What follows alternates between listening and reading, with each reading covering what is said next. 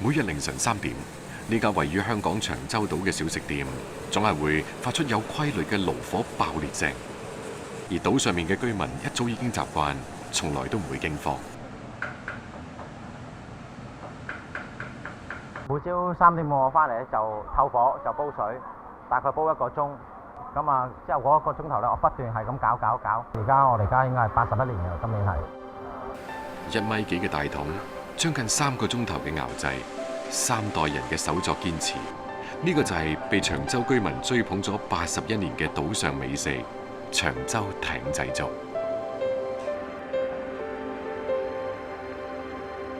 即係每朝我都咁樣洗，每一桶我要洗3次，過3次水，洗乾淨，咁就攞去煲粥。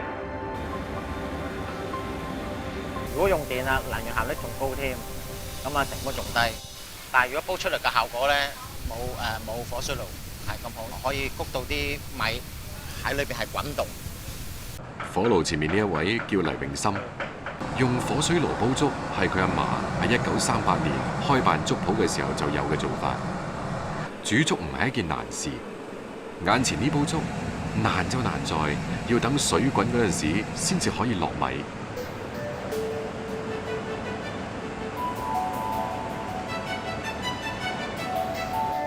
不停咁搞，係為咗令到粥出稠，米粒同沸水相撞，沸水令到米粒迅速膨脹，然後米粒粒粒飽滿，粒粒酥稠。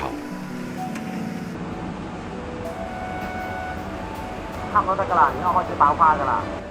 喺火水爐爆熱嘅作用底下，攪拌加快咗米粒爆花嘅速度。跟住嘅下一步係阿嫲靚粥嘅家傳秘訣——落腐竹。腐竹可以令到粥底更潤滑可口。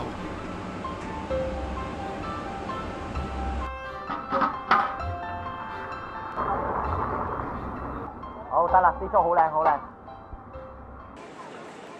黎恩記粥鋪喺長洲島可謂無人不知、無人不曉。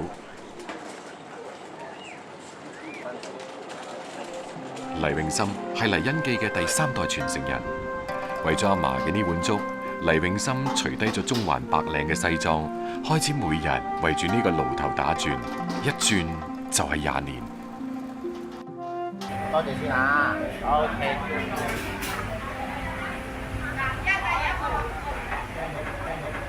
好。早晨。其實我由細到大個夢想咧係做生意，但係一定唔係飲食業，更加唔係粥鋪。我由細到我見我爸真係好辛苦，即係大汗揼細汗，好天曬落雨揼，咁啊有時天氣凍，凌晨3點幾又要起身，咁有時見佢做到腰酸骨痛翻嚟屋企，就覺得有血有汗。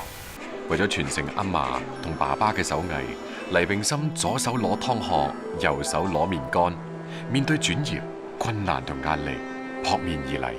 最辛苦係覺得個熱度係好辛苦，好辛苦。我成日都辣到啊，做下做到有一排做個神經痛啦，企喺度都痛嘅，好辛苦，好辛苦，好辛苦。隨住一碗新鮮滾熱辣嘅粥，黎恩記仲有一種引以為豪嘅地氣小食——牛脷酥。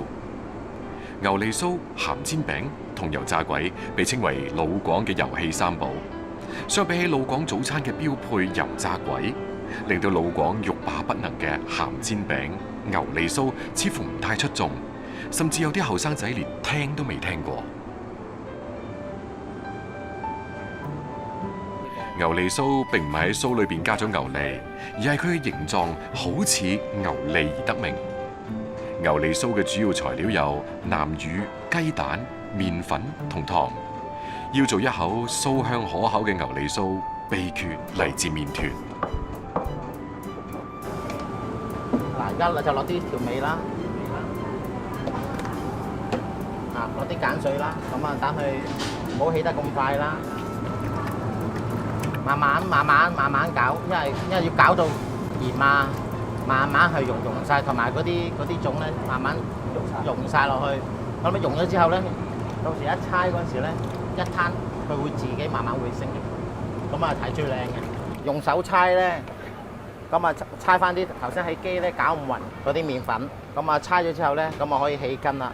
要猜到佢滑晒，咁啊成個麵就好好食噶啦。切塊壓形，放置高溫嘅油鑊，用猛火炸，炸到表面金黃，中間淺白嘅時候就可以起鑊。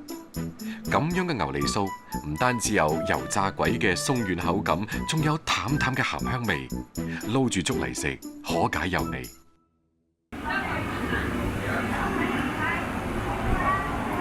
有粥食啦！嚟，你自己食個艇仔粥啦！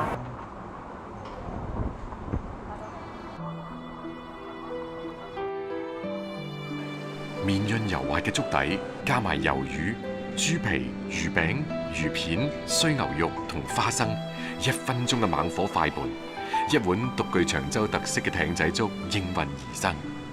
配埋牛脷酥、油炸鬼、鹹煎餅、白糖糕，伴隨住陽光捐入去大家嘅味蕾，叫醒咗長洲一日嘅幸福。黎永森話：黎恩記已經俾長洲居民追捧咗整整80幾年。佢要再長學20年，成就100年老店。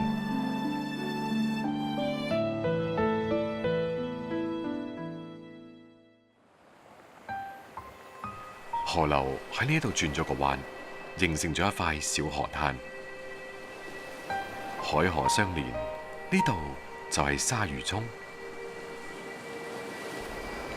陳巧東係2005年嘅兵，退伍返咗屋企。一直琢磨住遊客嘅生意點做，前年就開咗呢一間民宿。係就係開咗，但係經營不善，每個月淨蝕2萬幾蚊，令到陳巧東唞唔過氣嚟。2號對。陳巧東心急啊，開始喺特色菜品上面琢磨咗起身。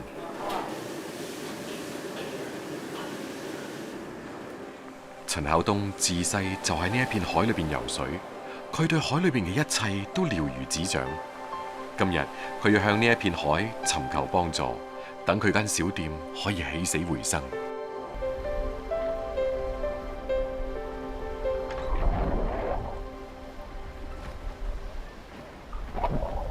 今日海況唔錯，水流唔急。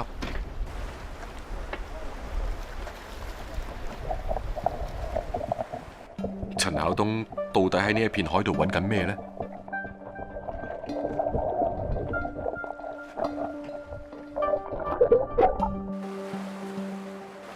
它這種有一些是帶點刺，它有一些是就反正奇形怪狀吧。我10來歲的時候發現有這個東西，我挖回去給我爸看，他說這就叫赤蠔，後面我就經常來挖。赤蠔有一個好好聽嘅學名，叫草莓海谷蛤，個樣就似扇貝。深圳呢一帶海域係赤蠔嘅傳統生長地，赤蠔冇養殖嘅，市場上都好少見，所以好多人唔知道有佢。陳巧東就係想將呢個當地傳統嘅海鮮做成店裏邊嘅特色菜嚟到吸引人流。天黑之後挖點荷包蟹，那個荷包蟹呢，也是我們這邊比較常見的一種蟹，但是知道它的人很少，因為它白天抓不到，只能晚上抓。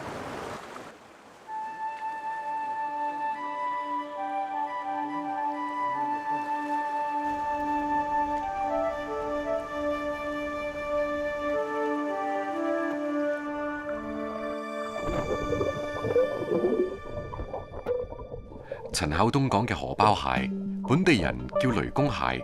傳說話，一旦俾呢一隻蟹咬到，只有雷公嘅叫聲先至可以令佢鬆口，而且殼上面嘅紋路好似閃電劈落嚟，所以民間就叫佢雷公蟹。因為白天它躲在洞裡面，它晚上才出來找吃的，所以一天黑就很容易抓到它。它動作特別慢，所以說用手抓的話都比較容易。雷公蟹係呢一片沿海漁民自古以嚟嘅美食，但係難登大雅之堂，因為普遍肉小殼硬，但係呢啲都並唔妨礙佢嘅鮮甜。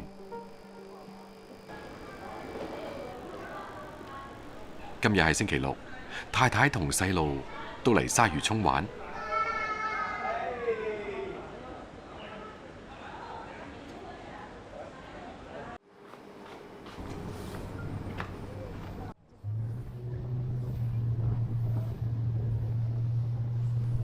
陳孝東覺得有啲愧對祖輩嘅係，講就話係水上人家嘅後代，但係兩個仔都唔識游水。喺佢內心，仲係希望啲細路可以多啲親近大海。來，這裡我們釣魚了，好不好？姐姐 ，hello，我們釣魚嗎？哦，我們釣到了，我們釣到了，來了，來了，來了，來了，又一條，又一條，掛掛。OK。不是我手來的，是你來。不要打方向，抓緊方向盤啊！晚黑，陳孝東親自下廚為屋企人整自己開發嘅招牌菜火爆雷公蟹，將雷公蟹斬件，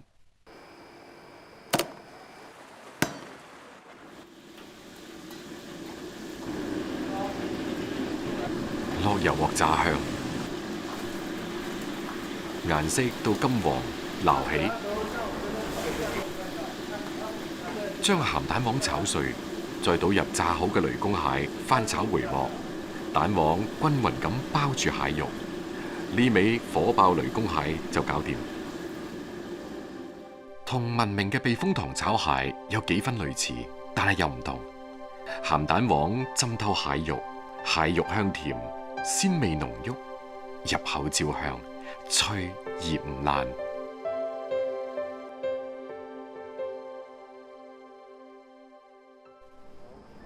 煲水落米，放薑絲入去，少量花生油，將粥煮到9成熟，再將雷公蟹倒入去，加花生醬、白糖、胡椒粉等，炆煮5分鐘，最後灑啲蔥花，美味嘅雷公蟹粥就出爐啦！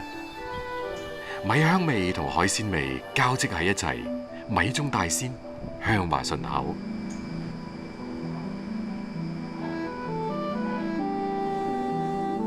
將醃製嘅蒜蓉粉絲放喺赤蠔上邊，就可以入蒸鑊。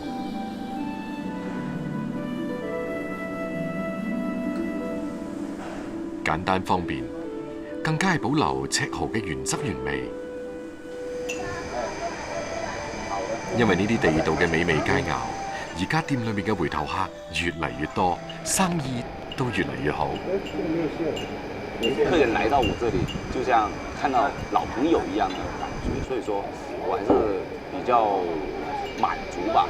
來過吃飯的人，來過這裡住宿的人，介紹朋友、親戚過來的，都不是說外面過來找吃的找過來的，都是朋友介紹過來的。